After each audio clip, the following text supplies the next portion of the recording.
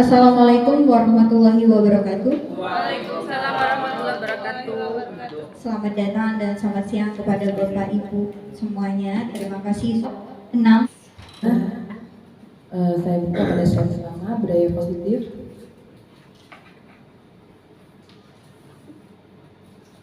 Ya, inti dari budaya positif tadi seperti yang sudah tertera di spanduk itu ada beberapa materi inti, dan sebenarnya ini walaupun inti sangat luas sekali, sangat banyak sekali gitu ya, sehingga ya semuanya juga tidak bisa saya cancel walaupun saya sudah mengambil intisarinya, namun tidak bisa nanti dihilangkan gitu karena sudah menjadi indikator dalam aksi nyata ini. Saya awali pendahuluannya materi ini yaitu filosofi pendidikan Ki Hajar Dewantara, di mana Ki Hajar Dewantara ini adalah bapak pendidikan bangsa kita. Nah, dalam pandangan Ki Hajar Dewantara, setiap anak itu memiliki keunikannya karena setiap anak itu lahir dengan potensinya masing-masing. Kemudian potensi setiap anak juga tidak bisa disamakan. Karena itu dikatakan bahwa anak itu memiliki kodrat alamnya, potensi alaminya yang memang sudah ada, bukan hanya dari lahir, tapi dari alam kandungan pun sebenarnya sudah terbentuk. Kemudian dalam pertumbuhannya dan perkembangannya, anak juga dipengaruhi oleh kodrat zaman, di mana zaman adalah masa atau waktu anak tersebut hidup gitu ya, atau ada bertumbuh dan berkembang. Seperti saat ini, anak-anak yang saat ini tumbuh adalah anak-anak yang lahir di era digital, sehingga kalau saya sebut itu mereka sebenarnya adalah tuan rumah dari era digital ini ya, karena mereka lahir di era digital. Sedangkan kita adalah tamu karena kita bukan lahir di era digital. Namun demikian, karena kita berperan sebagai guru, maka melakukan pendidikan, menuntun dan membelajarkan anak-anak agar dapat tumbuh sesuai dengan kodrat alamnya, kemudian dapat menyesuaikan diri dengan kodrat zaman yang hari ini adalah revolusi industri 4.0. Nah, KHD juga menganalogikan sekolah adalah sebagai lahan tempat tumbuhnya bibit unggul. Dikatakan bahwa anak itu dengan segala potensinya adalah bibit unggul. Dikatakan sebagai sebutir biji jagung yang ditanam di lahan di situ adalah sekolah gitu, tempat pusat pendidikan lengkap dengan segala sistemnya termasuk dengan budayanya. Nah, guru dianalogikan sebagai tukang kebun yang fungsinya, yang tugasnya adalah merawat, gitu kan. Kemudian memupuk dengan dengan mata pelajaran kita ampuh gitu ya, dengan ilmu pembelajarannya kita memupuk anak-anak. Dan juga yang tak lupa itu yang paling penting adalah menuntun. Bagaimana guru itu menuntun potensi yang ada dalam diri anak. Jadi bukannya anak itu dipaksakan untuk mengikuti maunya guru, tapi bagaimana kita mengerti diferensiasi yang ada dalam diri anak, potensi yang ada dalam diri anak untuk dituntun agar dapat menjadi kuat, menjadi berkembang. Oke, di sini ada saya tampilkan, cobalah buka. Saya ingin, boleh ya saya izin, Bapak Ibu ada yang memerankan sebagai A dan ada yang memerankan sebagai B. Bu Santi, ya Bu Santi. Jadi tugasnya Bu Santi di sini mengepalkan salah satu tangan. Bayangkan dalam tangan ini menyimpan sesuatu yang sangat berharga dalam kepalan Bu Santi. Kemudian nanti ada tugas B, Bu Sinta ya, Santi dan Sinta. Sudah sepakat ya? Oke, Bu Sinta ini mencoba dengan segala cara membuka kepalan tangan A, membuka kepala tangan Bu Santi dengan membujuk, menghardik, mengintimidasi, memarahi, menggoda, menggelitik, iming uang agar A bersedia membuka tangan. Seperti itu permainannya. Bu Santi sebagai A dan Bu Sinta sebagai B. Terserah mau bagaimana caranya Bu Sinta untuk bisa Bu Santi seperti apa ya Bu Santi, apakah memperkenalkan atau bagaimana ya. Kita mulai. Ya, Bu Santi dan Bu Sinta ke depan, Bu ya.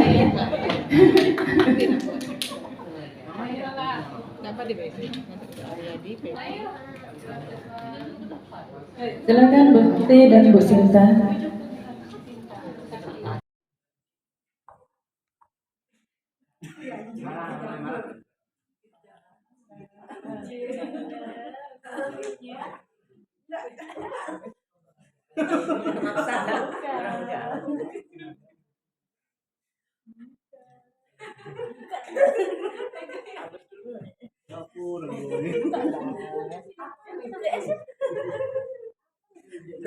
Ada roti juga kan?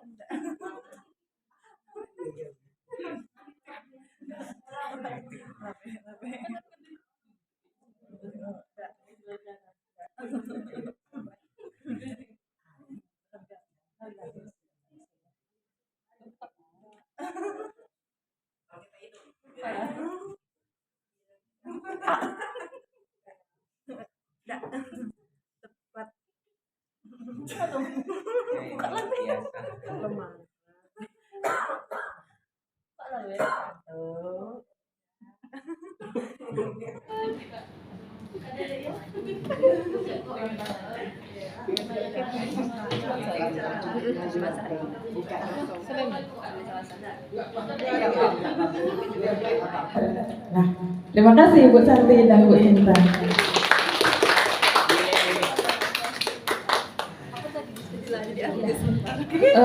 Jadi dari simulasi tadi begitu ya, ini adalah awal untuk kita memahami tentang teori kontrol, karena nanti ada tentang teori kontrol yang akan membentuk budaya positif.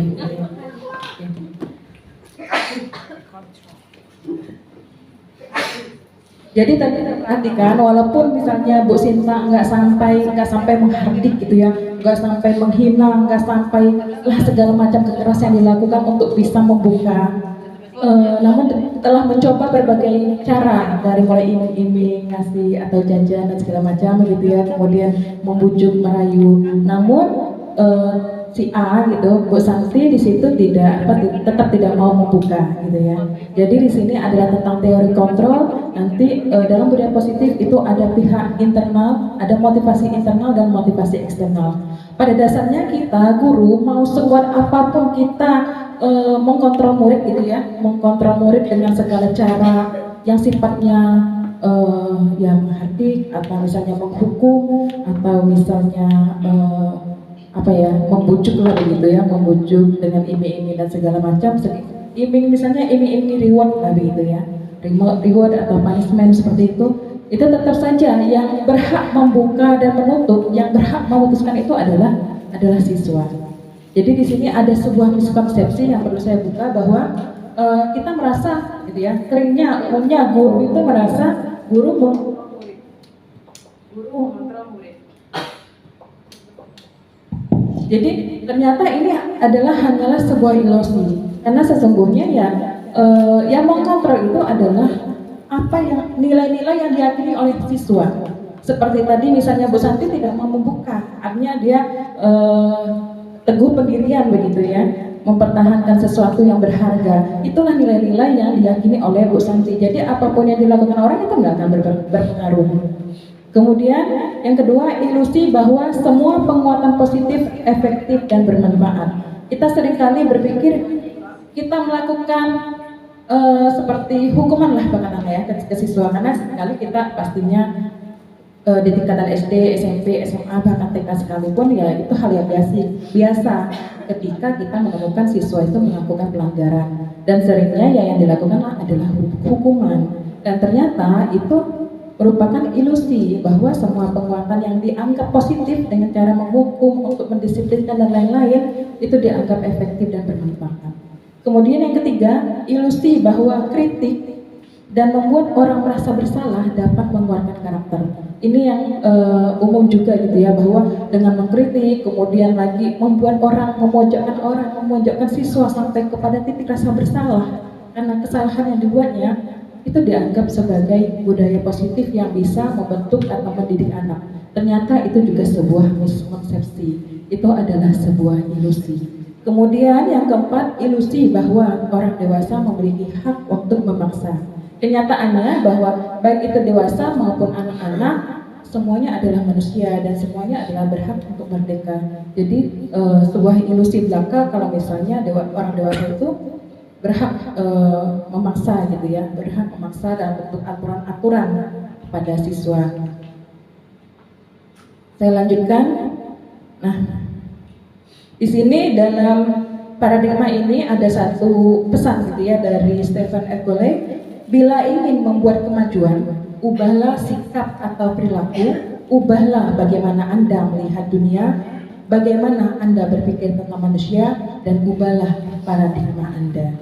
Jadi paradigma yang saya sampaikan tentang miskonsepsi tadi itu pun juga penting untuk kita pahami sebagai guru. Nah, di sini ada tabel, di sebelah kiri ada stimulus respon, kemudian di sebelah kanan adalah teori kontrol.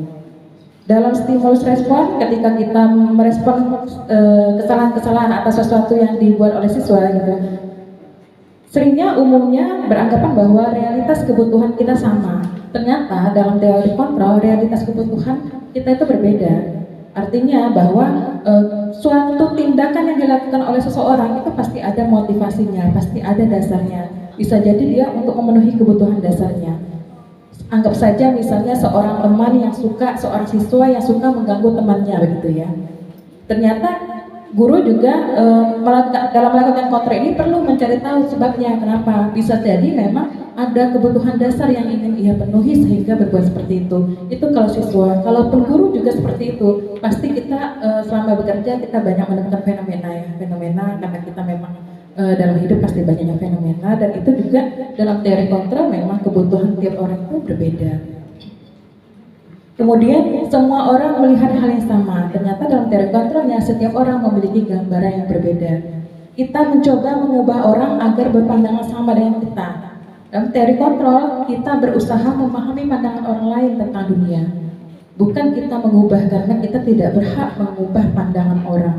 Jadi kalau kita sudah mau mengubah pandangan orang itu atau pandangan siswa di sini, ya siswa akhirnya tidak merdeka dalam konteks kurikulum merdeka.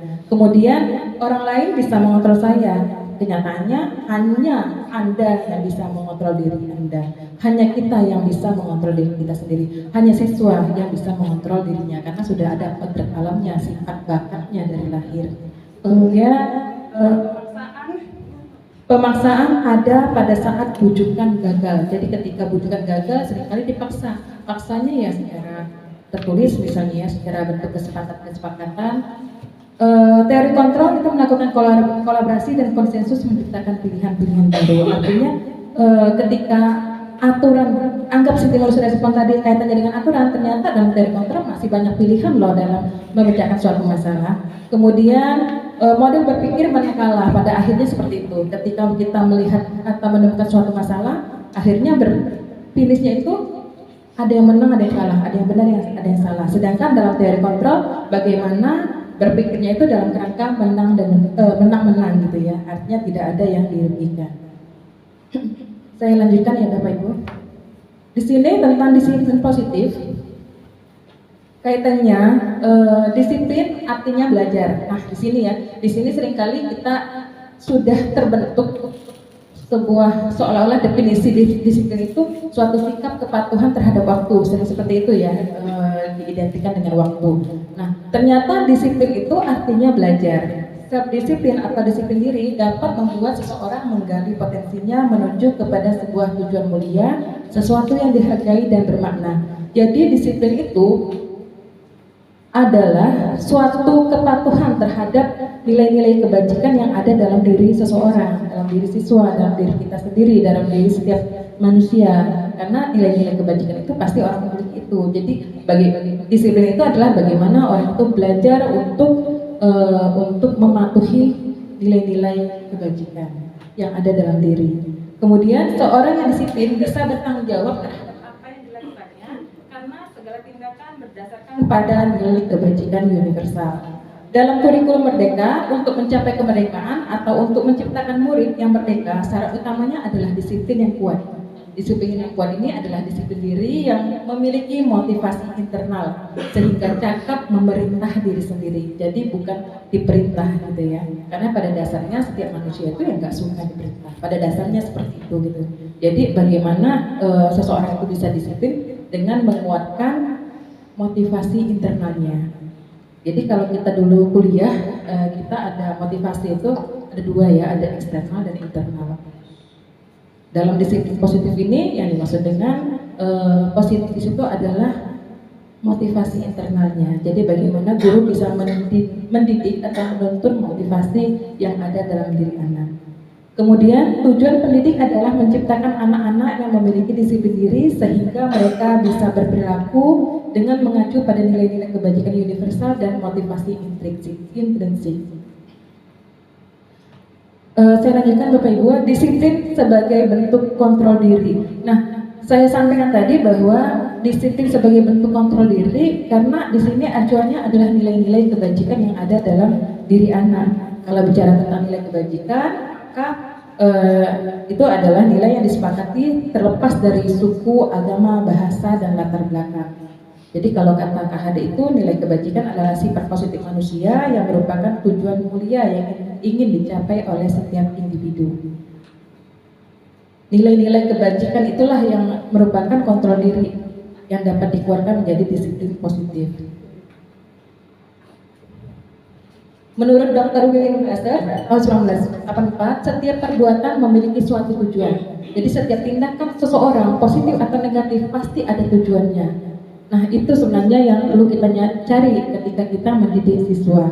Kemudian Dian Golson tahun 1998 menyatakan dengan mengaitkan nilai-nilai kebajikan yang diyakini seseorang, maka motivasi intrinsiknya akan terbangun sehingga menggerakkan motivasi dari dalam. Misalnya anggaplah begitu ya, anggaplah kalau misalnya siswa atau termasuk guru sendiri lah begitu ya, kalau misalnya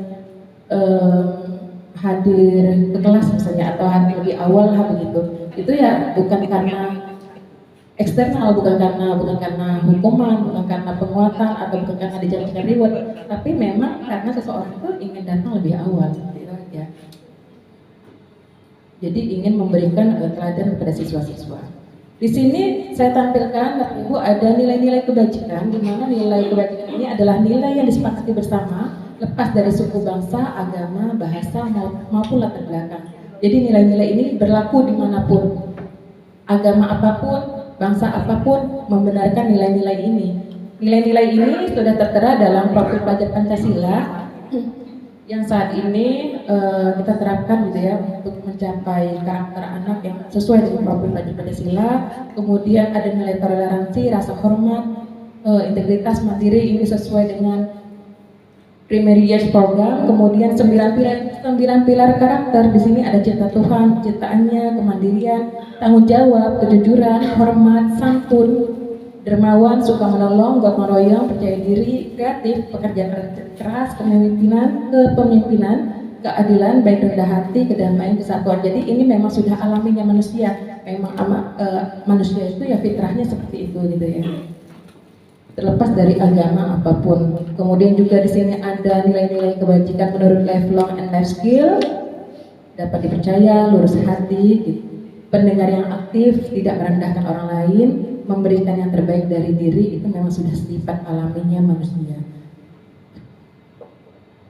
Sampai dengan 7 essential, di sini ada suara hati, kontrol diri, rasa hormat, kebaikan, toleransi, dan keadilan.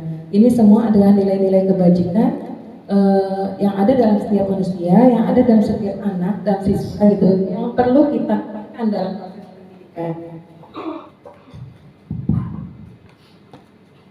Saya lanjutkan, di sini ada hukuman, konsekuensi, dan restitusi. Nah, seringkali untuk menegakkan disiplin itu kita lakukan dengan cara hukuman, gitu ya.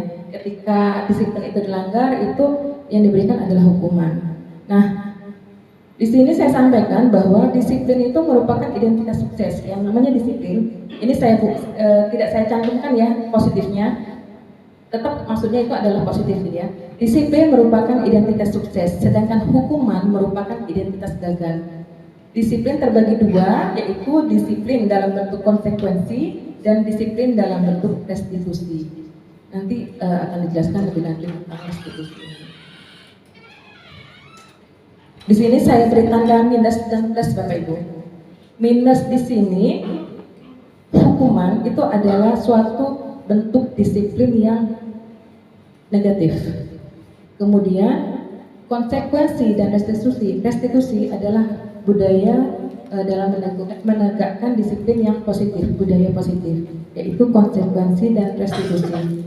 Namun pada uraian nanti konsekuensi ini sifatnya netral terhadap diri siswa, sedangkan restitusi itu yang menguatkan. Saya lihatkan yang proyek-proyek. Nah, motivasi perilaku seperti saya sampaikan tadi bahwa setiap orang, siswa, siapapun, setiap dia melakukan tindakan yang kita anggap salah sekalipun, itu ada dasarnya. Setiap orang melakukan tindak itu ada dasar, ada kebutuhan yang ingin ia penuhi. Di sini ada tiga motivasi perilaku. Yang pertama, untuk menghindari ketidaknyamanan atau hukuman. Jadi seringkali yang memotivasi perilaku seseorang itu karena menghindari ketidaknyamanan, rasa nggak enak, atau mungkin hukuman. Karena ada hukumannya, misalnya jika terlambat, siswa pasti kan begitu ya, kalau terlambat dihukum, kalau misalnya tidak mengumpul tugas dihukum, bukan hanya siswanya, bahkan mungkin ya, artinya guru juga seperti itu. Dan ini adalah motivasi terendah, motivasi yang paling rendah, yang tidak berdampak lebih panjang gitu ya, karena hanya anggap saja misalnya dia datang tepat waktu. Selama SMA akhirnya karena takut hukuman, dia akhirnya bisa datang tepat waktu. Hanya selesai sekolah itu aja. Selanjutnya setelah sekolah kembali ke masyarakat, ternyata itu tidak terbentuk karakternya, karakter disiplinnya. Kenapa? Karena memang sifatnya motivasi ini sifatnya eksternal, karena ada hukuman, sehingga ya tidak membentuk semu ya, hasilnya semu hanya pada saat sekolah saja. Sedangkan kita di sini hendak membentuk masyarakat, hendak menyiapkan siswa itu menjadi anggota atau bagian dari masyarakat. Kemudian setingkat dari rasa tidak nyaman dan hukuman tadi, ada motivasi yang kedua untuk mendapatkan imbalan atau penghargaan dari orang lain. Bisa jadi gitu ya, misalnya itu tadi ya, reward gitu kan ya, gitu kan. Kemudian pujian bisa jadi seperti itu. Itu bisa jadi yang menjadi motivasi perilaku siswa. Siapapun ya, siswa ya, anak, siapapun gitu ya. Karena ini berlaku umum. Dan ini juga dalam bentuk imbalan atau penghargaan ini juga motivasinya masih bersifat eksternal. Yang ketiga, ini motivasi ini didasari oleh untuk menjadi orang yang mereka inginkan. Saya ingin menjadi yang terbaik misalnya begitu ya, motivasi siswa begitu kan. Akhirnya dia rajin sekolah, dia rajin mengerjakan tugas, dia rajin hadir tepat waktu, semua peraturan dia patuhi gitu. Karena siswa tadi ingin menjadi yang terbaik, dan arti di sini dia menghargai diri sendiri dengan nilai-nilai yang dipercaya. Nah, sebenarnya inilah yang dimaksud dengan disiplin positif gitu ya. Jadi bagaimana guru itu bisa menguatkan motivasi internal, karena kalau eksternal itu tadi saya katakan semua ya Bapak Ibu, hanya sekolah saja, hanya saat sekolah dia baik, nanti selepas sekolah berubah gitu kan ya. Kenapa berubah? Karena motivasinya eksternal, berbeda dengan internal. Kalau internal ya sepanjang hayat siswa itu akan dapat terbentuk menjadi pembelajar sepanjang hayat gitu. Artinya mampu terus belajar gitu ya, walaupun sudah tidak sekolah lagi, tapi siswa itu tetap belajar. Oke. Ini saya tunjukkan tabel. Ya semoga ini sebenarnya bukan hanya untuk guru ya, saya pikir ya, kita sebagai orang tua juga insya Allah sangat bermanfaat gitu kan. Yang pasti kita memang guru di sekolah maupun di rumah ya, gitu, anak kita. Nah di sini ada, dalam tabel ini ada hukuman, ada konsekuensi, dan ada restitusi.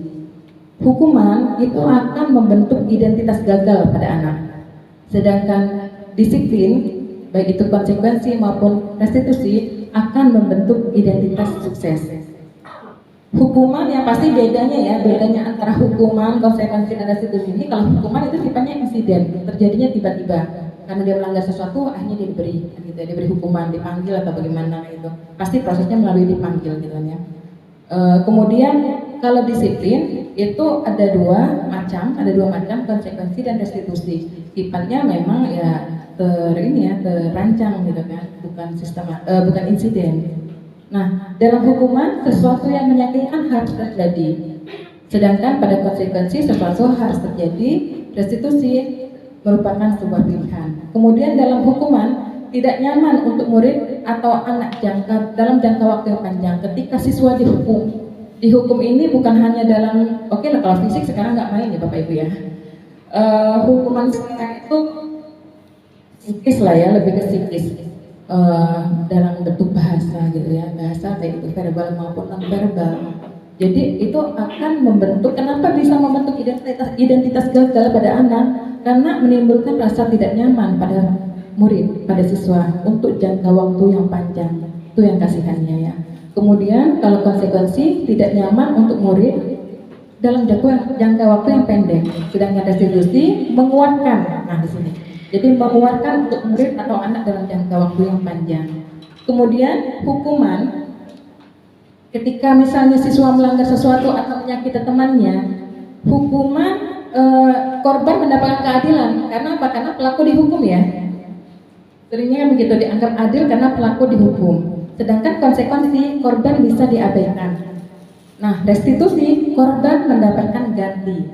Jadi pelaku atau siswa yang melanggar aturan tadi menemukan bertanggung jawab untuk memberikan ganti atau pemecahan masalah.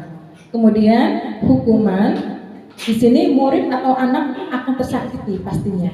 Oke lah, kalau fisik tersakiti secara fisik.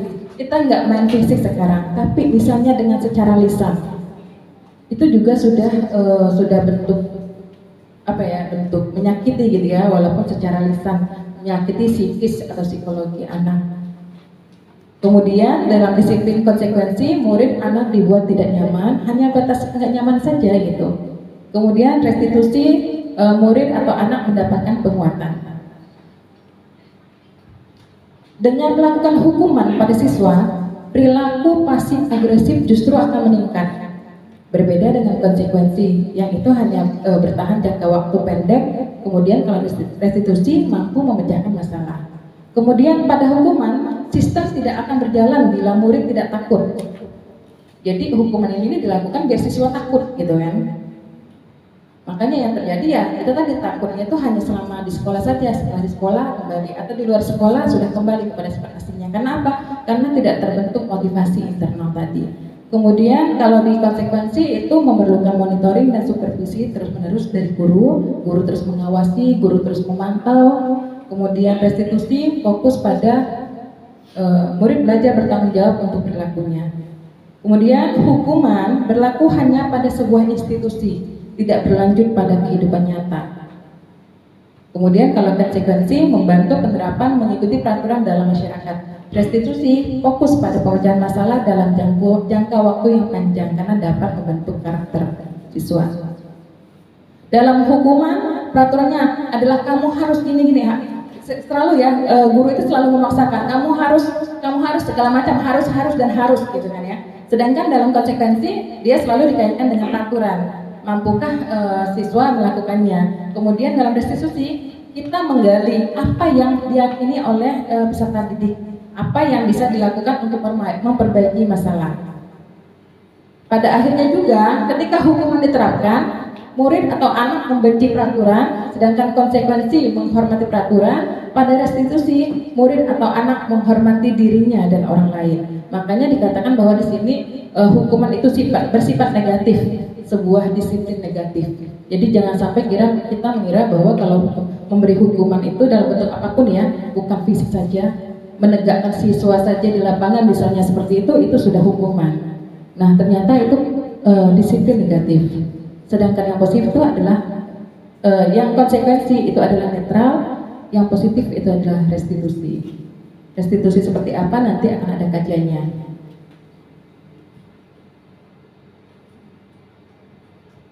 Hukuman ketika dilakukan, saya langsung lanjut ke mendorong itu ya, mendorong menyalahkan diri. Ya, ketika hukuman diberikan itu akan membentuk peserta didik siswa yang mendorong menyalahkan diri. Sedangkan dalam konsekuensi mendorong kepatuhan, dalam restitusi mendorong disiplin positif. Di sini disiplin positif adalah restitusi. Kemudian ketika hukuman diberikan, konsep diri anak itu menjadi buruk. Kalau konsekuensi konsep diri baik, kalau restitusi konsep diri menjadi lebih kuat. Nah, kemudian dengan adanya hukuman-hukuman itu, murid atau anak belajar menyembunyikan kesalahan. Pada akhirnya itu yang dilakukan oleh siswa. Mereka akan belajar menyembunyikan kesalahan, tidak jujur malah. Kemudian kalau pada konsekuensi, siswa akan belajar taat pada peraturan, sedangkan pada restitusi, siswa belajar memecahkan masalah.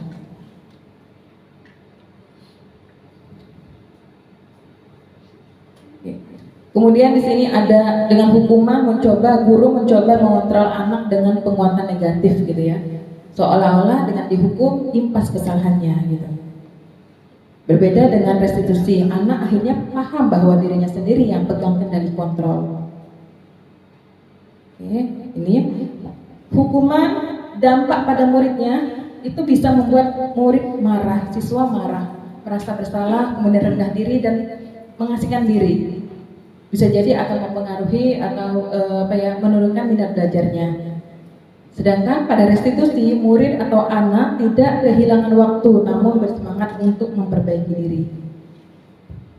Hukuman terjadi tiba-tiba, tidak diharapkan atau sangat melukai, bisa sangat melukai gitu ya. Sedangkan konsekuensi sudah diketahui, karena kenapa sudah diketahui? Karena sudah ada peraturannya, sudah tahu konsekuensinya ini kalau melakukan kalau melakukan pelanggaran. Nah, dalam restitusi berupa dilakukan dengan bentuk undangan untuk mengadakan restitusi. Jadi siswa dipanggil, diundang untuk restitusi. Kemudian kalau hukuman itu dibuat sepihak oleh guru, oleh sekolah, tanpa melibatkan siswa.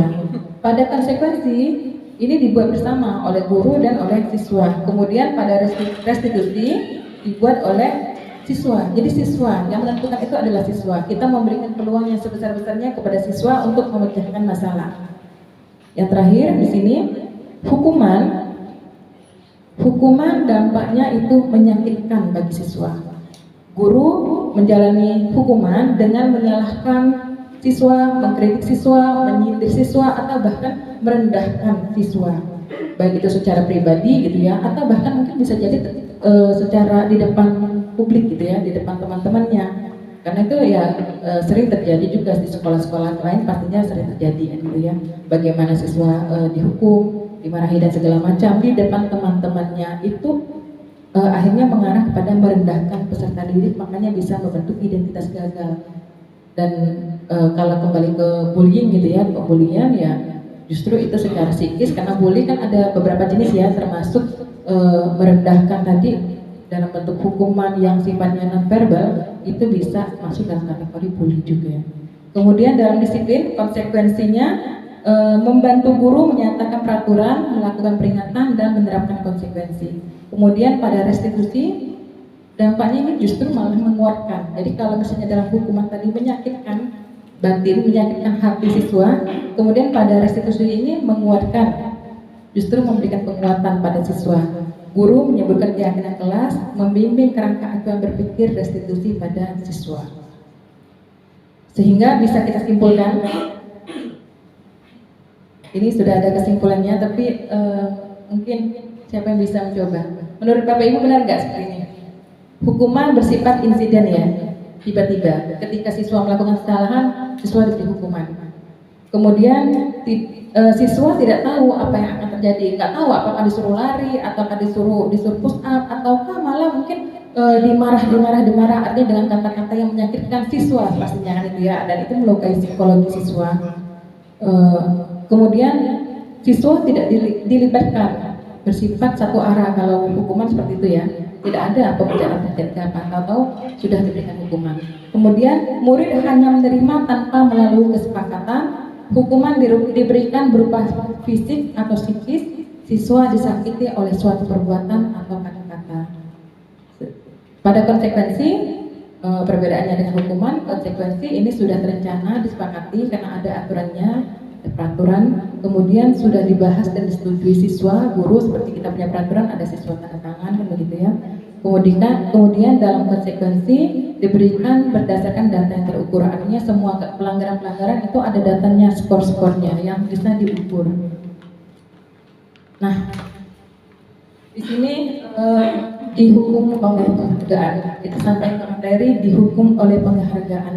Mungkin agak perlu diceritakan bagaimana sih sebenarnya kok bisa dihukum oleh penghargaan? Apakah penghargaan bisa menghukum? Nah, lihat di sini ada pernyataan dari Alfikon gitu ya, saat kita berulang kali menjanjikan hadiah reward kepada anak-anak agar berperilaku bertanggung jawab, atau kepada seorang siswa agar mempelajari sesuatu yang baru, atau kepada karyawan agar melakukan pekerjaan berkualitas, kita sedang berasumsi mereka tidak dapat melakukannya atau mereka tidak akan memilih melakukannya. Makanya sampai ada penghargaan reward gitu ya, hadiah gitu. Kemudian penghargaan dan hukuman adalah cara mengontrol perilaku seseorang yang menghancurkan potensi untuk pembelajaran yang sesungguhnya. Sesungguhnya tindakan belajar itu sendiri adalah penghargaan yang sesungguhnya. Jadi bagaimana anggaplah seorang anak baru bisa membaca ketika dia lagi jalan gitu ya, di simpang luar ada tulisan bakso, ketika dia bisa baca gitu ya, betapa dia senangnya, ternyata dia sudah bisa baca gitu ya, itu sendiri sudah penghargaan. Nah, ketika kita justru memberikan hadiah seperti itu gitu ya, justru itu ya merebut kebahagiaan alaminya gitu ya, merebut penghargaan alami. Ini dikatakan penghargaan alami karena psikologi juga itu merupakan sebuah penghargaan yang ada dalam diri seseorang. Penghargaan sama dengan menghukum. Ya, jadi Bapak Ibu mungkin saya sampaikan bahwa di sini materi yang baru ya, yang baru kita dapatkan di guru penggerak ini. Karena kita dulu kuliah reward itu ya, penghargaan itu salah satu dari cara kita mendidik gitu ya. Ternyata di sini dalam pendidikan guru penggerak ini penghargaan itu ya sama dengan menghukum. Kenapa? Karena penghargaan pengaruhnya itu kalau bicara efektivitas dia efektivitasnya pendek gitu ya, sebentar gitu, atau anggaplah selama 3 tahun sekolah kalau kita di SMA. Kemudian bergantung, akhirnya membuat siswa dengan adanya penghargaan tadi, akhirnya membuat siswa bergantung pada penghargaan karena dia ingin penghargaan, karena dia ingin hadiah gitu, karena ingin reward. Kecuali dan pada suatu ketika misalnya tidak membutuhkan lagi penghargaan itu, ya dia akan berubah gitu, motivasi belajarnya. Karena apa tadi? Karena itu tadi penghargaan sifatnya motivasi eksternal, bukan internal.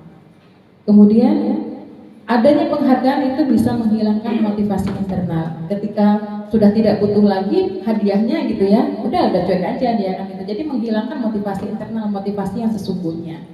Kemudian bisa juga berdampak tidak menyadari tindakan baiknya. Harusnya tindakan baik itu artinya murni belajar itu dari dalam diri anak. Ternyata karena diberikan hadiah-hadiah tadi, akhirnya dia tidak menyadari tindakan baiknya.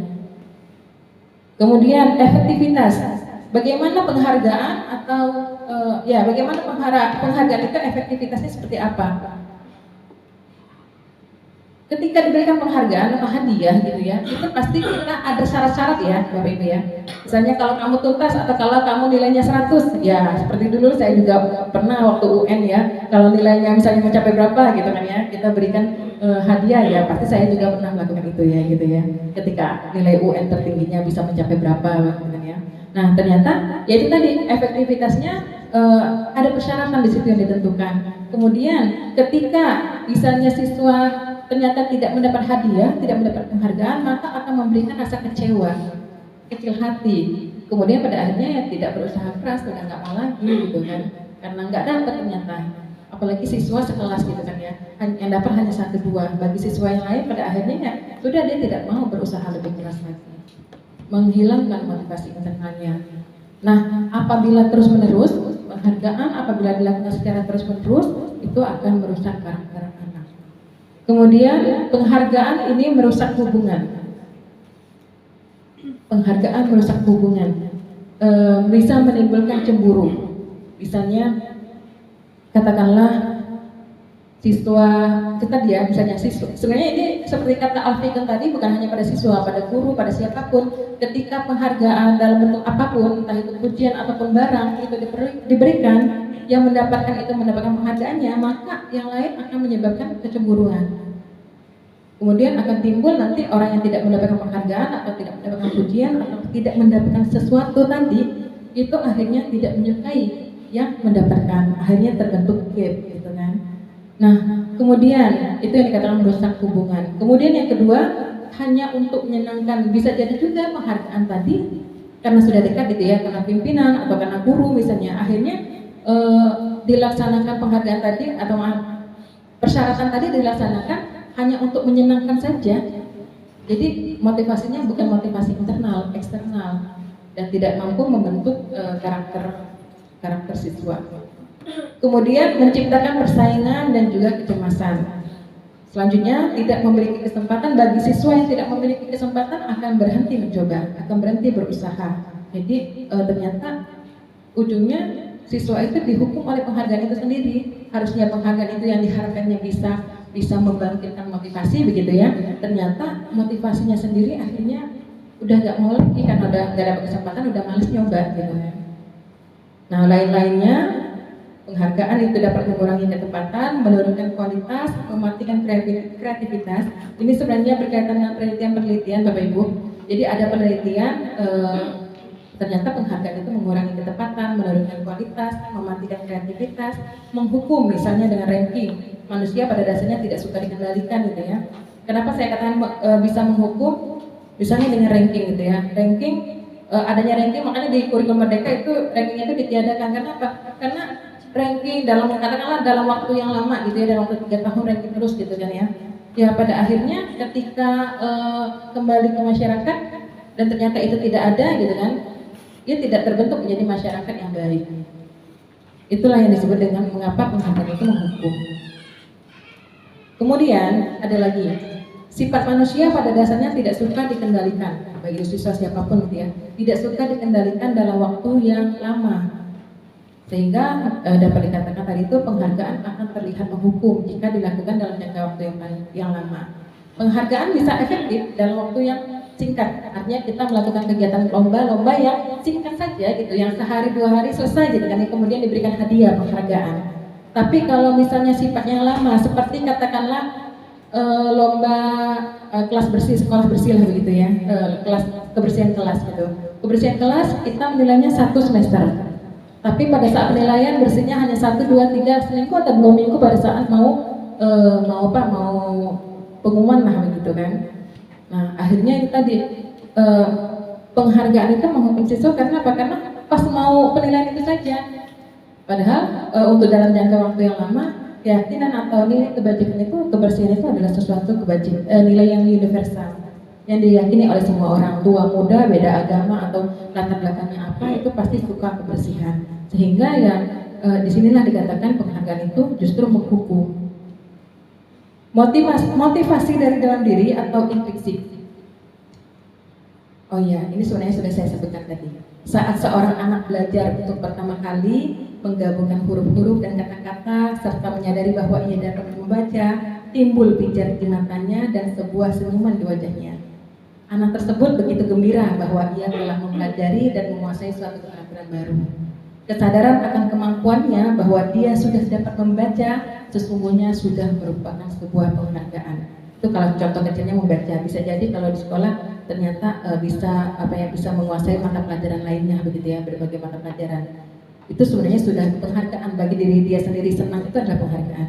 Nah, jika kita memberikan penghargaan kepada seorang anak pada saat dia sedang merasa bangga dengan pencapaiannya sendiri, maka kita akan mengambil kegembiraan yang saat itu sedang dirasakan secara alamiah. Itu semua materi diambil dari ini ya, dari materi kurikulum. Nah, Bapak Ibu tadi sering mendengar istilah restitusi ya Bapak Ibu ya. Mungkin kalau PPG pernah dengar kali Pak Jul PPG udah ya Pak ya? Ada materi restitusi nggak? Nggak ada ya? Oh iya, karena saya nggak tahu ya materi ini sama atau tidak dengan PPG gitu ya. Jadi kalau di sini kita ada yang namanya restitusi. Dikatakan tadi bahwa kalau hukuman itu adalah bentuk disiplin yang negatif, gitu ya. Konsekuensi itu yang netral. Restitusi itu adalah disiplin positif atau budaya positif, salah satu dari budaya positif. Apa itu restitusi? Restitusi adalah proses menciptakan kondisi siswa untuk memperbaiki kesalahan yang mereka lakukan sehingga siswa dapat kembali ke kelompoknya dengan karakter yang lebih kuat. Restitusi membantu murid menjadi lebih memiliki tujuan, disiplin positif dan memulihkan dirinya setelah berbuat salah gitu kan ya. Jadi kalau tadi hukuman tadi siswa tadi dianggap selesai masalahnya karena dihukum gitu kan ya, impas gitu kan. Nah kalau restitusi ini siswa yang memulihkan dirinya setelah berbuat salah. Ciri-ciri dari restitusi bukan untuk menebus kesalahan, namun belajar dari kesalahan. Ini yang dikatakan bahwa ini bagian dari pembelajaran, dari mendidik gitu ya. Kita mendidik anak untuk dapat belajar dari kesalahan. Dalam restitusi, ketika siswa berbuat salah, guru tidak menyarankan untuk menembus kesalahan dengan membayar uang, katakanlah denda misalnya ya, atau membayar kerugian, atau katakanlah cuma sekadar minta maaf saja. Seringkali kan begitu ya, ketika siswa berbuat salah dan sampai akhirnya mereka suka tidak suka, terpaksa tidak terpaksa atau dengan itu akhirnya mereka meminta maaf gitu. Seringkali itu dianggap ya sudah menebus kesalahannya karena sudah minta maaf. Kemudian setelah itu seolah-olah tidak terjadi masalah apa-apa. Itu kalau hukuman. Namun kalau restitusi itu memberikan peluang inisiatif untuk menebus kesalahan dan bagaimana menjadi orang yang lebih baik. Siswa belajar dari kesalahan. Ini ciri pertamanya. Kemudian restitusi memperbaiki hubungan, di mana restitusi adalah proses refleksi dan pemulihan yang menciptakan kondisi aman bagi siswa untuk jujur pada diri sendiri dan mengevaluasi dampak tindakannya terhadap orang lain. Katakanlah siswa itu mengganggu temannya, siswa berantem gitu ya, artinya pasti ada permasalahannya. Nah di sini peran guru nanti akan peran guru dalam menumbuhkan karakter jujur pada diri anak. Selanjutnya siswa mulai berpikir tentang apa yang bisa dilakukan untuk menebus kesalahan pada orang. Yang ketiga, restitusi adalah tawaran bukan paksaan. Kalau dihukum udah pasti memaksa ya. Kalau restitusi itu adalah tawaran, di mana penting bagi guru menciptakan kondisi yang membuat siswa bersedia menyelesaikan masalah dan berbuat lebih baik lagi. Tidak apa-apa, bisa saja misalnya dikatakan restitusi adalah tawaran atau bukan paksaan. Misalnya guru berkata, ketika siswa yang berbuat salah itu guru berkata, tidak apa-apa kok berbuat salah, itu manusiawi gitu kan. Semua orang pasti pernah berbuat salah. Jadi kalau hukuman udah pasti siswa itu dicecar gitu ya, dicecar, salah-salahin, pokoknya dipojok-pojokin, pokoknya mungkin tertangis-tangis lah ibaratnya begitu, atau nggak nangis tapi sedih di hatinya gitu. Tapi kalau restitusi, siswa pertama kali yang dilakukan oleh guru adalah memahami kondisinya. Karena apa? Karena siswa berbuat salah, siswa melakukan pelanggaran, itu pasti ada tindakannya. Ketika kita memberikan kesempatan tawaran ini kita memulai untuk mengetahui kebutuhan apa sih yang sebenarnya tidak terpenuhi oleh anak ini kan dia sehingga melakukan kesalahan atau pelanggaran. Kemudian restitusi menuntun untuk melihat ke dalam diri, di mana tadi dikatakan bahwa proses restitusi akan terlihat adanya ketidakselarasan antara tindakan siswa yang berbuat salah dengan keyakinan mereka tentang orang seperti apa yang siswa inginkan. Jadi begini Bu, Bapak Ibu, dalam restitusi ini dikatakan menuntun karena kita mengajak siswa merefleksikan diri gitu ya, atau kesalahan tersebut atau kejadian tersebut, sehingga nanti kita bisa menemukan ketidakselarasan antara kejadian dengan harapan mereka. Kemudian kita mulai menanyakan, kamu ingin menjadi orang seperti apa? Apa yang kamu percaya tentang bagaimana orang harus memperlakukan orang lain gitu ya. Jadi bisa memahami temannya di sini. Kemudian restitusi fokus pada karakter, bukan pada tindakan. Ini restitusi fokus pada karakter ketika misalnya guru mengatakan ibu atau bapak gitu ya, ibu lah gitu ya, ibu tidak perlu tidak terlalu mempermasalahkan apa yang kamu lakukan hari ini, tetapi mari kita bicara tentang apa yang akan kamu lakukan besok. Jadi memang kalimatnya ini lembut lah ya, beda lah kalau menghargai, udah pasti beda dari tekanan nadanya. Nah kemudian guru berkata, kamu bisa saja minta maaf, tapi orang akan lebih suka mendengar apa yang akan kamu lakukan dengan lebih baik lagi. Restitusi menguatkan, kebalikan dari hukuman tadi. Kalau hukuman itu menyakitkan, melemahkan mental gitu ya. Nah, kalau restitusi itu menguatkan. Kuat di sini bukan dalam arti bisa menekan perasaan dalam-dalam atau dalam tanda kutip sabar gitu ya. Sabar dalam tanda kutip ya. Artinya kuat di sini adalah siswa menyadari apa yang bisa siswa ubah dan siswa benar-benar mengubahnya. Guru bisa menanyakan ini misalnya, apa yang dapat kamu ubah dari dirimu sendiri. Jadi bukan guru yang mengubah, guru menawarkan apa yang bisa kamu ubah dari dirimu sendiri, bagaimana kamu akan berubah. Jadi memang semuanya bentuk pertanyaan-pertanyaan tawaran yang membuat siswa berpikir dan mengevaluasi diri agar lebih kuat. Kemudian kuat dalam hal karakter ya Bapak Ibu. Kemudian restitusi mengembalikan siswa yang berbuat salah pada kelompoknya. Nah ini umumnya siswa yang tidak kooperatif, kayaknya nggak ada sih kalau di sini ya Bapak Ibu ya. Umumnya siswa kalau nggak kooperatif itu disuruh keluar gitu ya. Mungkin kalau di SD atau di tempat-tempat lain lah gitu kan ya. Seperti itu, siswa kalau nakal atau tidak kooperatif gitu kan, disuruh keluar, belajar di lapangan atau belajar di mana, atau di perpusat atau di ruang guru, atau masuk BK lah mungkin ya, Bu Sista. Udah ini apa siswa yang bermasalah di kelas akhirnya dikirim ke BK misalnya seperti itu ya. Nah, jadi seperti itu umumnya terjadi, siswa tidak kooperatif disuruh keluar dari kelompok, disuruh duduk di belakang kalau di kelas itu, disuruh keluar kelas, disuruh ke kantor, dibiarkan tanpa pengawasan. Jika anggaplah kalau orang tua gitu ya, jika anak itu nakal kemudian disuruh pergi dari rumah lah, anggapnya begitu ya Bu. Karena kita di sini orang tua semua, Bapak Ibu, ketika anak kita nakal disuruh pergi kamu kan gitu atau gimana gitu kan. Ya justru kan yang terjadi kita tidak bisa mengajari nilai-nilai kebajikan pada diri anak. Nah begitu juga ketika siswa berbuat salah, kalau kita menjauhkan remaja kita, mereka akan putus hubungan dengan kita. Artinya ya kita tidak bisa memberikan penguatan pada diri siswa. Kemudian ketika siswa berbuat salah, kita tidak bisa memotivasi siswa untuk menjadi baik. Guru hanya bisa menciptakan kondisi agar mereka bisa melihat ke dalam diri, agar siswa kembali ke kelompok dengan karakter yang lebih kuat. Ya, jadi kalau misalnya tadi sering terjadi adalah siswa diasingkan, disendirikan, atau mungkin kalau misalnya dalam barisan upacara atau senam gitu ya, ketika mereka membuat pelanggaran dibuat barisan sendiri, anggap seperti itu gitu ya. Nah itu kita sudah memisahkan dari kelompoknya, kemudian diberi hukuman lagi kan begitu ya. Nah namun pada restitusi justru kita mengembalikan siswa yang berbuat salah pada kelompoknya pada posisi yang lebih kuat, pada karakter yang lebih kuat. Jadi mereka telah menemukan identitas baru yang lebih kuat dan itikat yang baru yang kuat untuk bisa lebih baik gitu ya. Dalam restitusi, murid belajar untuk mengubah kebiasaan dari kecenderungan untuk mengomentari orang lain menjadi mengomentari diri sendiri.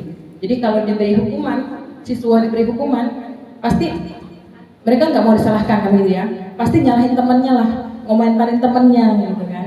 Tapi dalam restitusi, siswa ini mengubah kebiasaan dari kecenderungan untuk mengomentari orang lain menjadi mengomentari diri sendiri. Jadi ketika restitusi itu yang dibahas ya siswa yang berbuat atau melanggar tadi gitu. Nah, di sini juga saya tampilkan, mudah-mudahan kita bisa memaklumi ya ketika ada kejadian bahwa orang yang bahagia akan mengevaluasi diri sendiri. Orang yang tidak bahagia akan mengevaluasi orang lain. Ini kata William Glasser. Jadi bagaimana kita mewujudkan anak itu bahagia ya mengajak siswa untuk mengevaluasi diri sendiri, tidak mengevaluasi orang lain gitu ya, atau mengomentari orang lain, bahas orang lain saja gitu ya, karena itulah ciri orang yang tidak bahagia, selalu membahas orang lain, selalu mengomentari orang lain, pokoknya orang lain terus yang jadi masalah gitu ya. Tapi dalam restitusi tidak seperti itu. Yang kedua, yang kedua udah lewat ya. Di sini Bapak Ibu saya tampilkan lagi materi kita itu pada keyakinan kelas atau keyakinan sekolah. Jadi nilai-nilai keselamatan atau kesehatan disebut keyakinan, yaitu nilai-nilai kebajikan universal yang disepakati secara tersirat dan tersurat. Tadi sudah ditampilkan apa saja nilai-nilai kebajikan, ada dari Proklamasi Pancasila, ada long life gitu kan. Lepas dari latar belakang suku, negara, bahasa maupun agama. Jadi dalam membentuk budaya positif itu salah satunya adalah pembentukan keyakinan sekolah. Kita memiliki peraturan ya Pak Jul ya. Kemarin peraturan saya minta ya Pak Jul ya. Itu adalah dasar untuk membuat keyakinan sekolah. Tapi keyakinan sekolah dengan peraturan itu berbeda. Kalau dalam peraturan itu dilarang gitu ya. Nah, tapi kalau dalam keyakinan sekolah atau keyakinan kelas itu keyakinan kelas itu bersifat lebih abstrak. Kemudian keyakinan kelas berupa pernyataan-pernyataan universal. Misalnya kalau di peraturan dilarang berkelahi gitu ya. Kalau berkelahi skornya berapa? Begitu dalam peraturan. Tapi dalam keyakinan sekolah atau keyakinan kelas di situ adalah kalimat-kalimat positif, bukan kalimat-kalimat yang jangan atau dilarang gitu ya. Tapi kalimat positif di mana kalimat ini berisi pernyataan-pernyataan universal. Pernyataan keyakinan kelas dibuat dalam bentuk positif. Keyakinan kelas hendaknya tidak terlalu panjang sehingga mudah diingat dan dipahami warga sekolah. Keyakinan kelas sebaiknya sesuatu yang dapat diterapkan di sekolah. Semua warga hendaknya berkontribusi dalam pembuatan. Kemudian nanti wali kelas membentuk di kelas. Prosedurnya pertama dengan melakukan curah pendapat. Artinya kita di sini berkumpul gitu ya. Nilai-nilai apa yang kita yakini? Saling menghargaikah, toleransikah, disiplinkah, tepat waktu gitu ya. Apa yang kita yakini bersama? Di sini semua orang berpendapat, mengajukan curah pendapat, entah itu menuliskan di kertas gitu ya, atau langsung dengan secara lisan. Semua guru, ya kepala sekolah, wakil kepala sekolah dan guru itu menyampaikan pendapatnya, curah pendapatnya untuk membentuk keyakinan kelas. Kemudian mencatat semua masukan. Setelah dicatat, menyusun keyakinan sekolah, atau kalau di kelas ya di kelas oleh wali kelas gitu ya. Kalau untuk di sekolah, menyusun keyakinan sekolah sesuai prosedur. Kemudian meninjau kembali curah pendapat tadi. Tinjau ulang keyakinan sekolah kelas secara bersama-sama. Apakah mungkin ada yang sama? Karena bisa jadi kan ternyata pendapat Pak Sukri dengan pendapat Bu Lista ternyata sama gitu ya. Artinya ditinjau kembali. Kalau sudah fix, sudah oke, sudah benar, artinya sudah tidak ada yang ganda, yang double, barulah kita bersama menyetujui dan menandatangani keyakinan sekolah. Lanjut materi ini masih berkaitan dengan keyakinan sekolah. Semua materi ini berkaitan gitu ya. Kebutuhan dasar, di mana tadi sudah berapa kali saya sebutkan bahwa tindakan seseorang, tindakan siswa, tindakan seorang bawahan, tindakan siapapun, semua tindakan itu ada dasarnya. Ini berkaitan dengan kebutuhan dasar. Jadi kalau kata Dr. William Glasser ini adalah seorang psikolog gitu ya, psikolog pendidikan, bahwa mau negatif, mau positif, mau baik, mau buruk, tindakan seseorang itu ada dasarnya. Dasarnya adalah untuk memenuhi kebutuhan dasarnya. Jadi setiap manusia ini kebutuhan dasarnya sama. Ada 5 kebutuhan dasar setiap orang gitu ya, termasuk juga siswa. Yang pertama kebutuhan bertahan hidup, pastilah. Ini berkaitan dengan makan, pakaian, begitu kan ya. Ini sudah pasti kalau ini, karena bersifat fisiologis.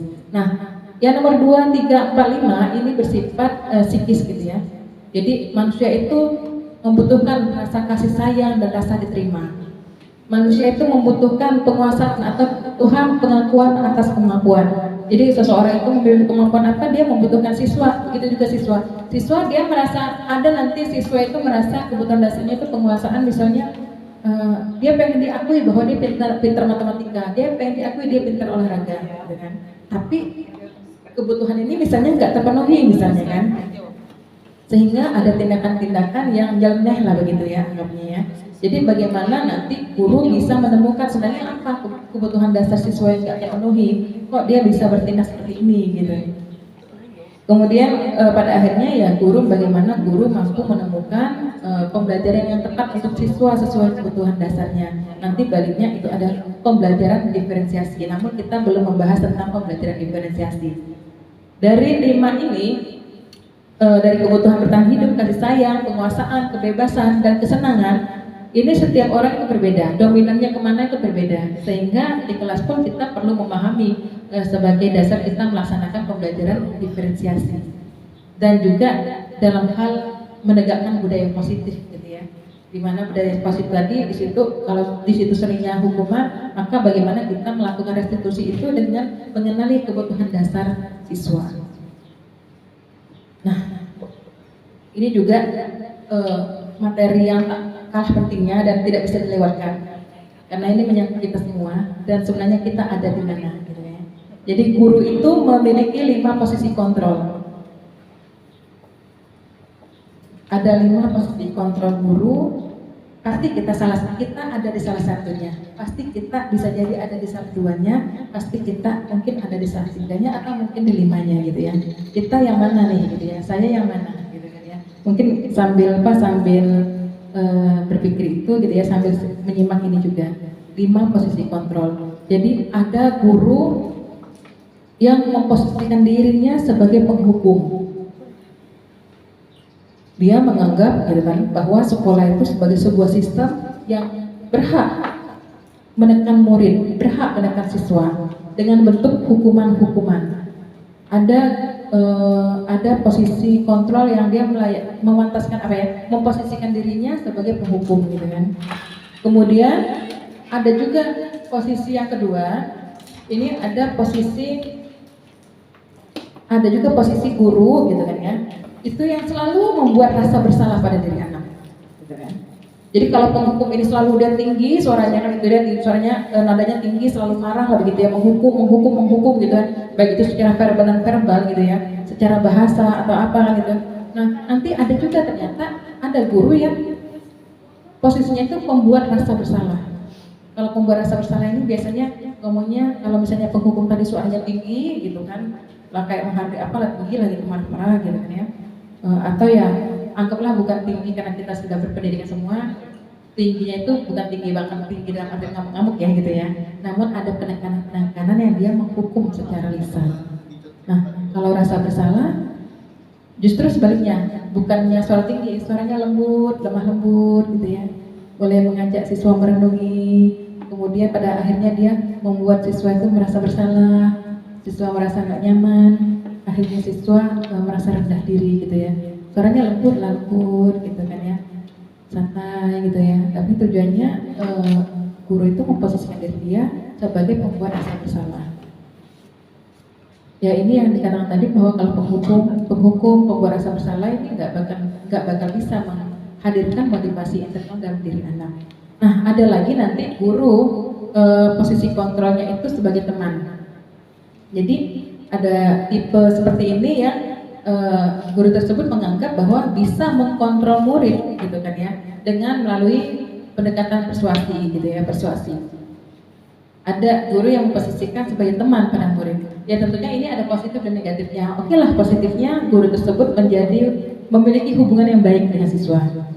Negatifnya juga ada. Misalnya kalau guru tersebut tidak memenuhi kebutuhan siswa akan kecewa. Atau bisa jadi juga subjektif ya, membentuk karakter yang subjektif pada siswa. Siswa akan merasa tunduk patuh taat, ikutlah gitu apa kata guru, tapi guru A atau B atau C itu saja, yang tadi yang berteman tadi itu saja. Sementara guru yang lainnya nggak seperti itu, gitu kan ya. Sehingga ini posisi ini ya kadang-kala perlu gitu ya, perlu kita memposisikan sebagai teman. Namun guru juga mesti proporsional gitu ya dalam menyikapi permasalahan siswa. Karena kalau misalnya sebagai teman, pada akhirnya guru tidak bisa mengkontrol gitu, memerdekakan siswa secara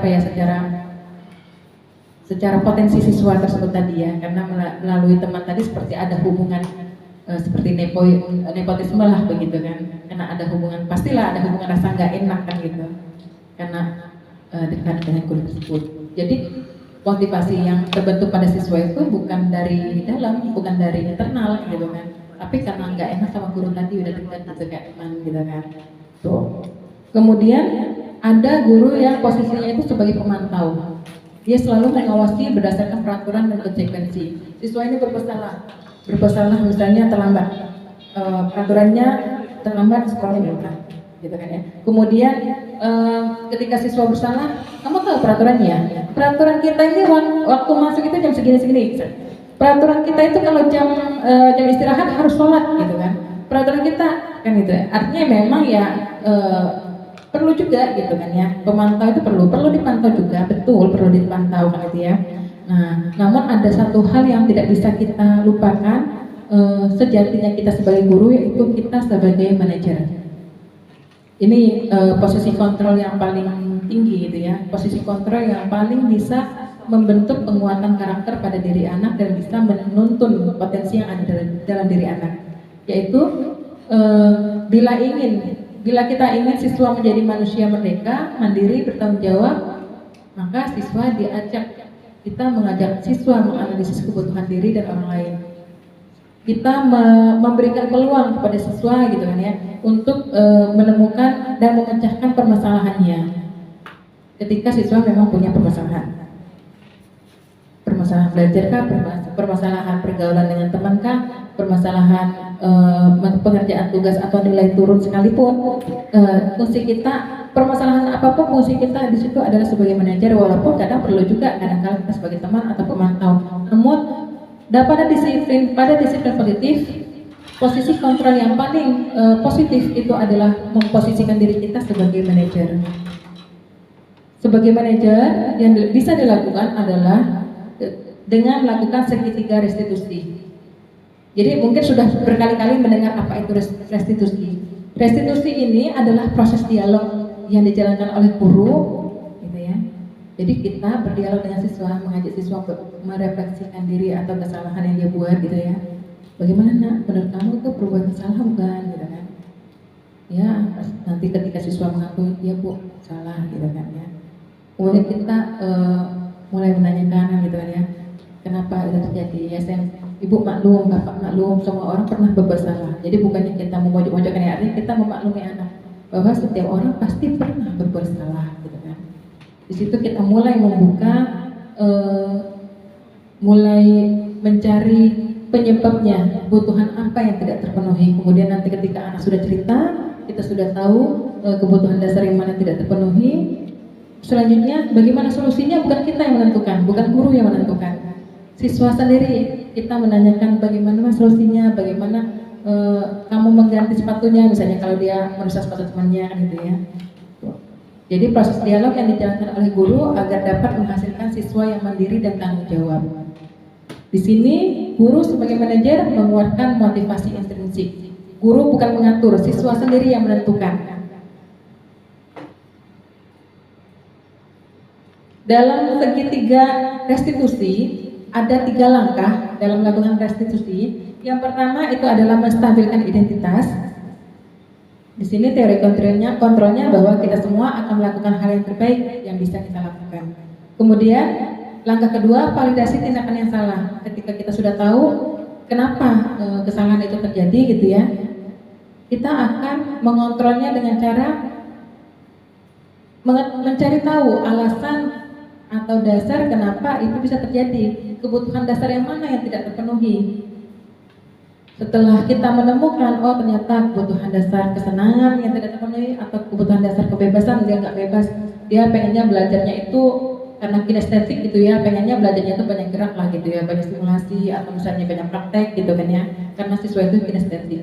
Karena gurunya mengajarnya secara auditori gitu ya atau visual, akhirnya dia jenuh, dia bosan, dia tidur di kelas misalnya kan gitu. Setiap pelajaran tertidur. Ternyata kita menemukan, oh ternyata dia tidak memiliki kebebasan, kebutuhan dasar kebebasan yang tidak terpenuhi kan gitu kan. Nah setelah itu baru menanyakan keyakinannya itu sebenarnya apa sih gitu, keyakinan anak itu. Dia mungkin bisa memiliki keyakinan bahwa belajar itu, yang namanya belajar itu gitu ya, dalam versi si anak, dalam versi siswa, itu yang kita cari. Kemudian kita kuatkan motivasi internalnya. Ternyata motivasi internalnya ya anak itu memenuhi kebutuhan dasarnya, kebebasan gitu kan, dan kebebasan itu adalah nilai kebajikan.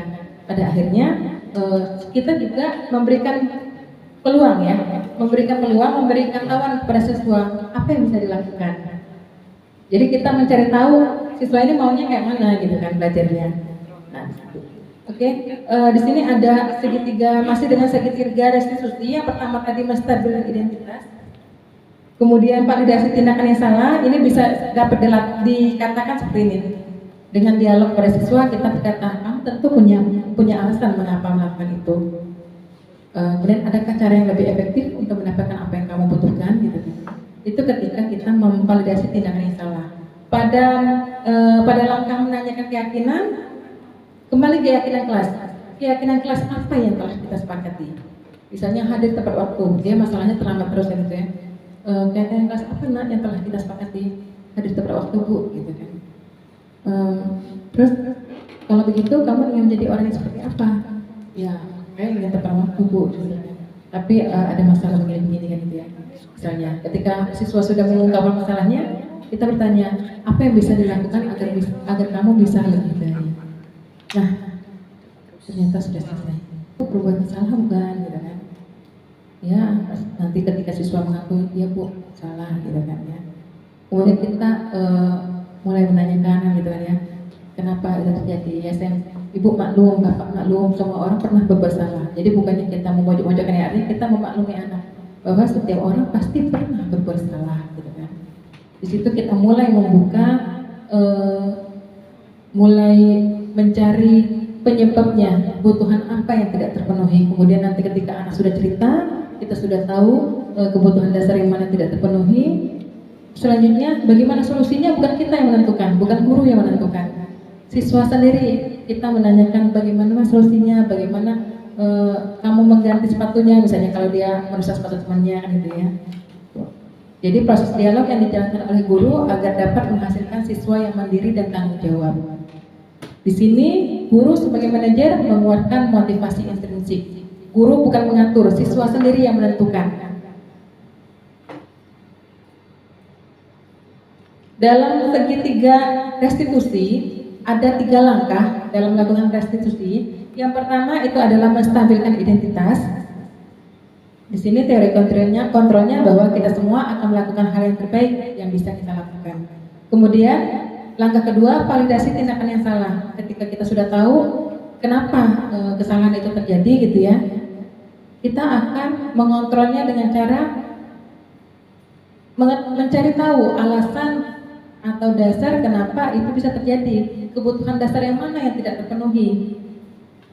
Setelah kita menemukan, oh ternyata kebutuhan dasar kesenangan yang tidak terpenuhi atau kebutuhan dasar kebebasan, dia nggak bebas, dia pengennya belajarnya itu karena kinestetik gitu ya, pengennya belajarnya itu banyak gerak lah gitu ya, banyak stimulasi atau misalnya banyak praktek gitu kan ya, karena siswa itu kinestetik. Karena gurunya mengajarnya secara auditori gitu ya atau visual, akhirnya dia jenuh, dia bosan, dia tidur di kelas misalnya kan gitu. Setiap pelajaran tertidur. Ternyata kita menemukan, oh ternyata dia tidak memiliki kebebasan, kebutuhan dasar kebebasan yang tidak terpenuhi kan gitu kan. Nah setelah itu baru menanyakan keyakinannya itu sebenarnya apa sih gitu, keyakinan anak itu. Dia mungkin bisa memiliki keyakinan bahwa belajar itu, yang namanya belajar itu gitu ya, dalam versi si anak, dalam versi siswa, itu yang kita cari, kemudian kita kuatkan motivasi internalnya. Ternyata motivasi internalnya ya anak itu memenuhi kebutuhan dasarnya, kebebasan gitu kan, dan kebebasan itu adalah nilai kebajikan. Pada akhirnya kita juga memberikan peluang ya, memberikan tawaran kepada siswa apa yang bisa dilakukan. Jadi kita mencari tahu siswa ini maunya kayak mana gitu kan belajarnya. Nah, oke.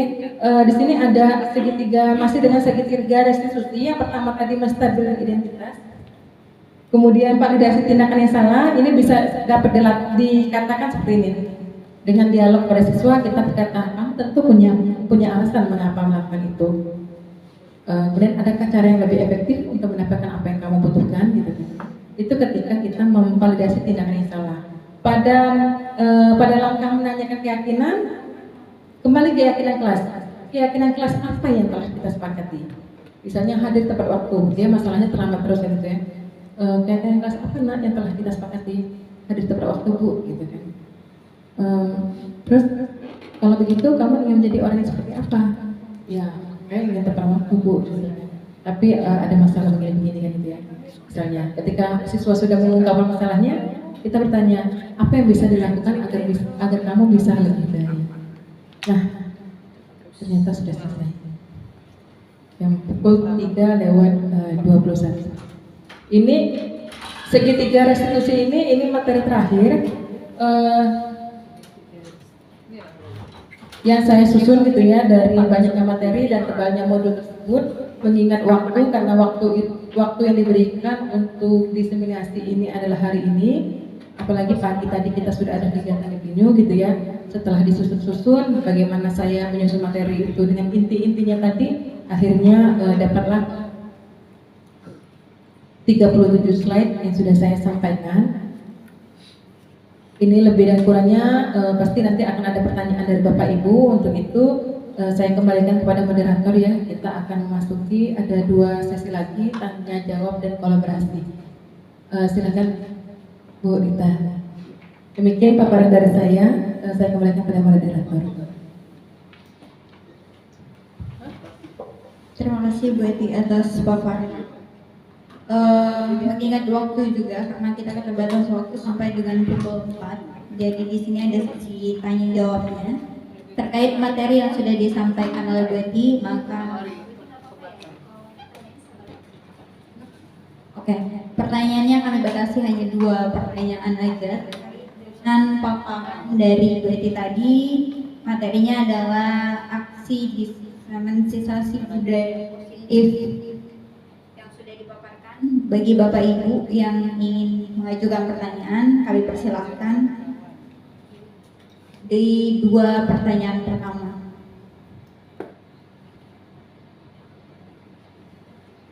Tadi ada beberapa hal yang sudah disampaikan oleh Bu Eti, bagaimana kita harus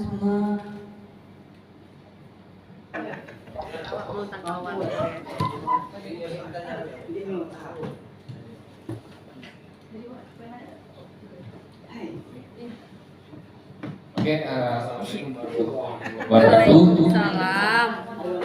Oke Bu Eti ingin bertanya. Di sini materinya itu budaya positif Bu Eti ya.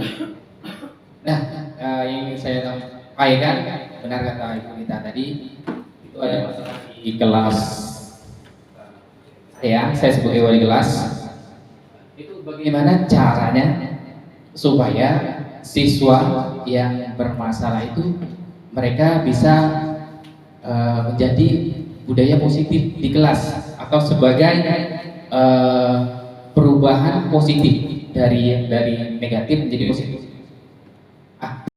Terima kasih Bu Eti. Terima kasih Bu Eti. Iya, terima kasih Pak Sukri. Itu tadi ada pertanyaan dari Pak Sukri Bu terkait dengan kelasnya juga. Bagaimana sebenarnya cara real membangun budaya positif terkait masalah yang ada di kelasnya beliau. Oke, sampai menunggu pertanyaan dari teman-teman yang lain. Oke. Terima kasih Bu Eti. Iya, terima kasih Pak Sukri. Itu tadi ada pertanyaan dari Pak Sukri Bu terkait dengan kelasnya juga. Bagaimana sebenarnya cara real membangun budaya positif terkait masalah yang ada di kelasnya beliau. Oke, sambil menunggu pertanyaan dari teman-teman yang lain, boleh dijawab dulu pertanyaan Pak Sukri. Oh, Bu Lista. Oke, untuk pertanyaan terakhir. Assalamualaikum warahmatullahi wabarakatuh. Baiklah, Bu, di sini ingin bertanya tadi terkait tentang reward, Bu ya. Di sana dipaparkan reward itu juga bisa ternyata berupa hukuman ternyata, Bu ya. Nah, kalau setelah garis besarnya tadi saya bisa menyimak, misalnya reward itu bisa menyebabkan juga di antara siswa itu memiliki kecemburuan dikarenakan salah satunya mendapatkan reward, Bu ya, sedangkan yang lainnya enggak. Nah, kalau menurut saya, Bu ya, di satu sisinya juga reward ini kan bisa juga memberikan motivasi kepada siswa. Misalkan kita pengajaran di kelasnya itu menggunakan sistem berkelompok gitu misalnya, atau praktikum gitu kan, Bu. Kemudian di sana ada kelompok yang bisa melaksanakan praktikum dengan sangat baik, sehingga kita berikan reward kepada kelompok yang itu. Jadi kelompok yang lain itu bisa termotivasi karena ada kelompok yang baik dalam melaksanakan percobaan misalnya atau diskusi misalnya, kemudian dapat reward gitu. Nah, pertanyaan saya di sini adalah perkara reward ini kira-kira sikap gimana ya, maksudnya cara terbaik kita untuk menyikapi reward ini seperti apa, Bu, begitu?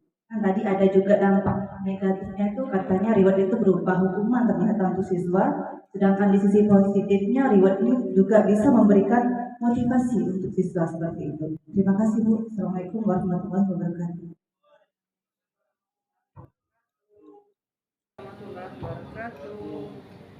Oke, terima kasih Bu Lista atas pertanyaannya. Itu tadi sudah terbatas 2 pertanyaan sudah ditanyakan oleh peserta. Ada Pak Sukri tadi, bagaimana cara membangun budaya positif di sekolah. Lalu bagaimana tanggapan Ibu terhadap reward tadi yang ada dua dampak positif dan juga dampak negatifnya tadi pertanyaan dari Bu Lista. Silakan Bu Eti, silakan Bang Munir. Terima kasih Pak Safri dan Bu Lista. Ya, saya masih menjawab ya. Tadi dari pertanyaan Pak Supri itu bagaimana dengan siswa yang bermasalah, bagaimana bisa untuk atau memberikan penguatan positif pada anak gitu ya, pada siswa. Nah, jadi seperti ini.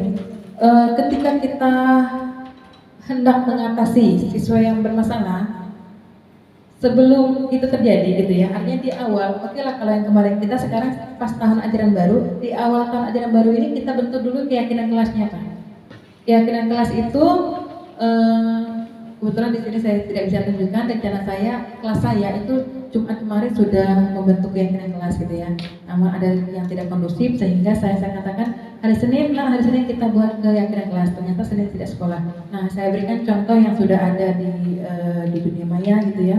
Misalnya contohnya keyakinan kelas ini mereka bilangnya kesepakatan ya. Keyakinan kelas atau kadang ada juga disebut dengan kesepakatan kelas. Itu misalnya bersikap baik pada teman gitu ya. Jadi memang sudah dari awal itu siswa itu sudah membuat keyakinan bahwa kebaikan itu adalah sifat atau nilai universal.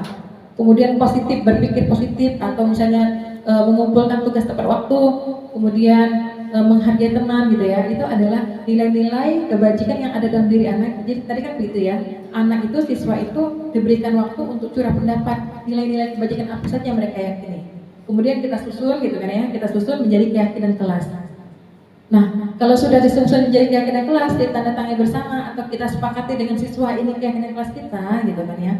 Maka ketika nanti ditemukan ternyata ada siswa yang bermasalah atau bertentangan dengan keyakinan kelas, kita lakukan itu adalah restitusi tadi. Nah, jadi kita panggil siswanya, bukan dihukum ya, bukan dihukum. Kalau dihukum, akhirnya kita langsung menghukum gitu ya, atau kita marah-marah, kita menghardik, kita pokoknya tanpa mengetahui apa penyebabnya melakukan tindakan itu kan gitu ya. Kita sudah langsung menyalahkan, kemudian menghukum gitu kan. Artinya kemerdekaan siswa di situ, siswa tidak merdeka dalam menyampaikan masalahnya, kenapa itu terjadi ya gitu ya. Sehingga menjadi dalam posisi yang tertindas pada akhirnya seperti itu. Nah, yang dilakukan itu ketika restitusi, kita di sini mencari kebutuhan dasar mana yang tidak terpenuhi. Misalnya dengan tadi yang saya sampaikan bahwa dalam restitusi itu ada yang namanya ada langkahnya ya tadi ya, ada langkah tiga langkah restitusi.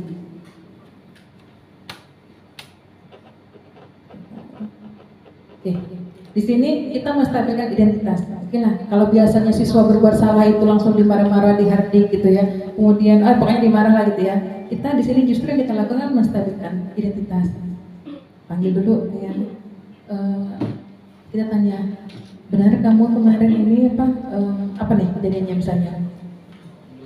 Tidak ngumpul tugas gitu ya. Kata Bu wanita gitu kan ya, atau Bu Puji, IPA ya Pak gitu ya, Bu Puji kan gitu ya, nggak pernah mengumpulkan tugas kan gitu kan, nggak pernah mengumpul tugas gitu ya.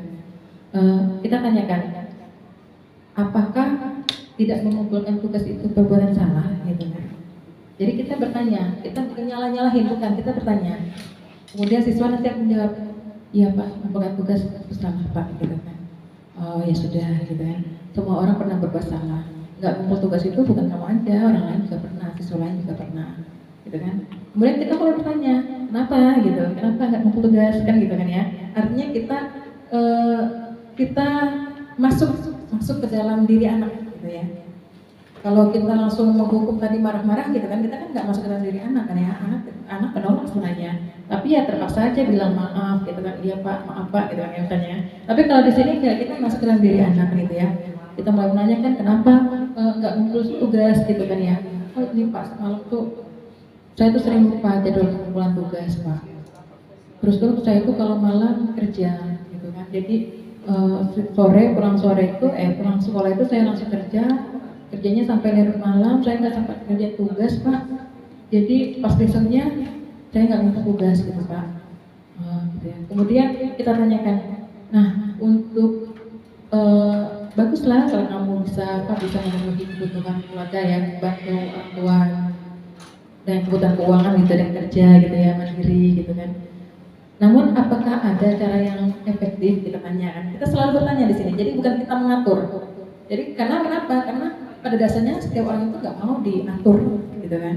Setiap orang itu ingin kebebasan menentukan hidupnya sendiri, gitu kan. Karena itu kita berikan kesempatan bagi siswa untuk menentukan pilihannya sendiri.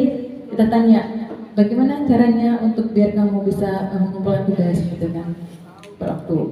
Kemudian pada akhirnya siswa mulai berpikir, ketika ditanya, karena posisi manajer ya Pak ya, posisi manajer itu kita itu memberikan kerangka acuan-acuan untuk siswa itu berpikir, bagaimana caranya kamu biar bisa mengumpul tugas tepat waktu, tanpa meninggalkan kerjaan kamu malam gitu kan.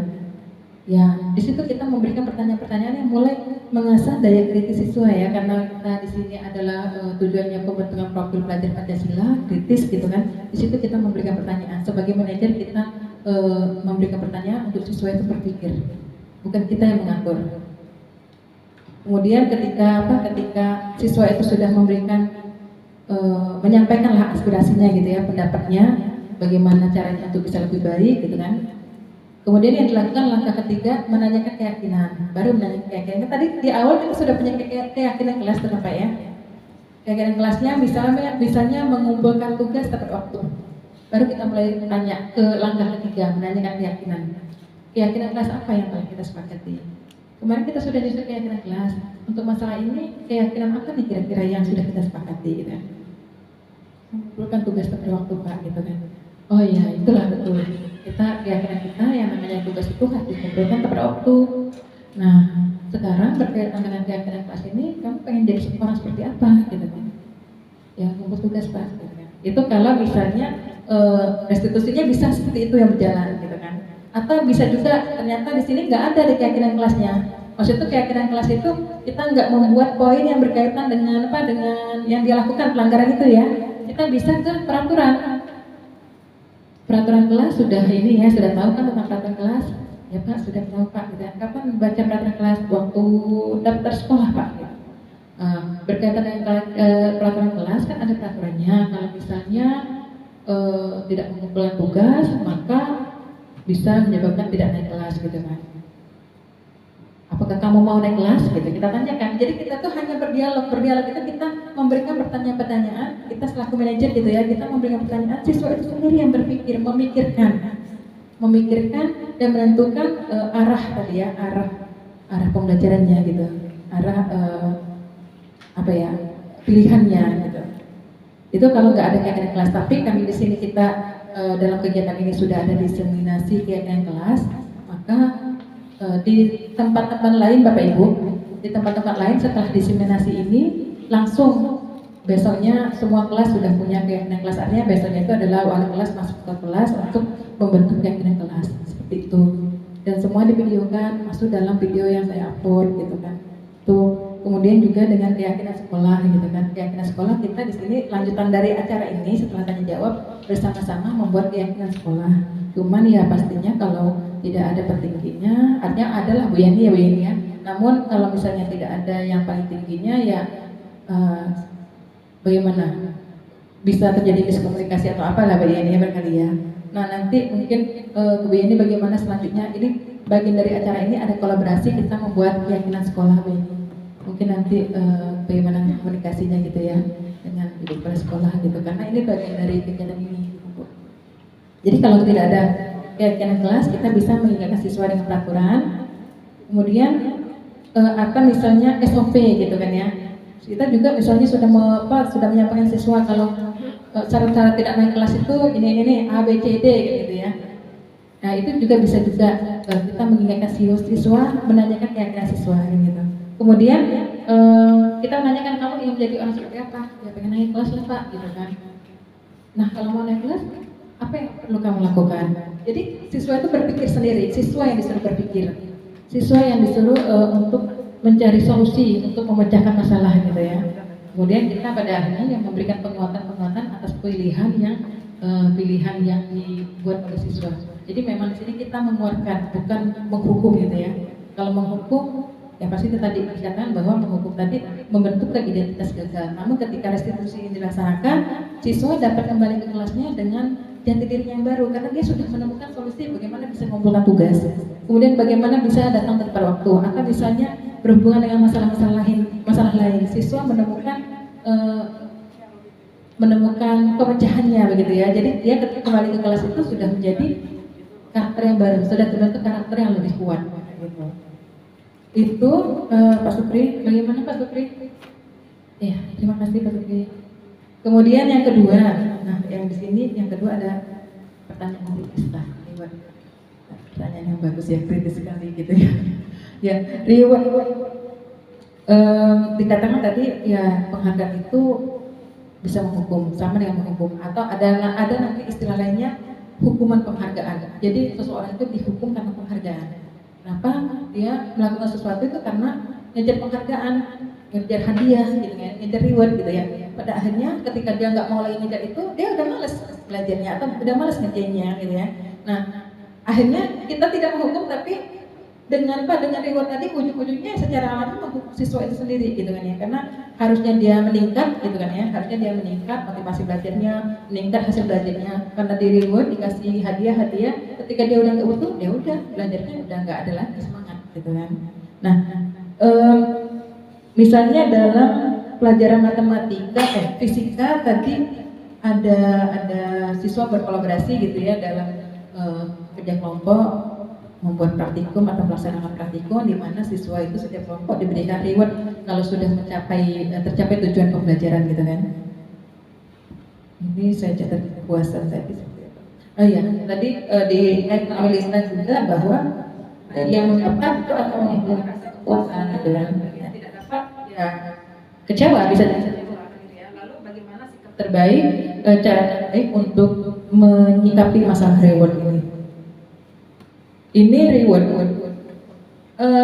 Kita ketika kita memberikan motivasi internal dalam artian misalnya memberikan kata benar saja gitu ya. Misalnya siswa sudah melakukan dengan benar. Ya benar sekali.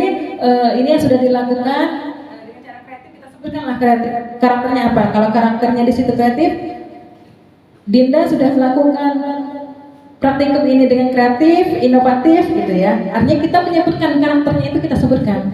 Jadi ketika kita sudah menyebutkan karakter itu sebenarnya sudah memberikan penguatan karena karakter inovatif, kreatif itu kan ada dalam diri anak kan ya, Bapak Ibu. Bukan yang ada dari luar. Sedangkan kalau hadiah itu kan dari luar sumbernya kan. Tapi kalau kreatif, inovatif, oh terima kasih Fahril, kamu sudah bekerja sama dengan baik dengan teman-teman dalam kelompok gitu kan. Nah, hebat sekali gitu. Artinya kita sebutkan kerjasama. Di situ ada nilai kebajikannya kerjasama gitu kan ya. Artinya kita sebutkan nilai yang sudah dicapai oleh siswa tadi, value-nya, nilainya. Nilai di sini yang tentunya bukan angka ya. Dan nilai ketika kita sebutkan nilai itu sudah merupakan sebuah capaian.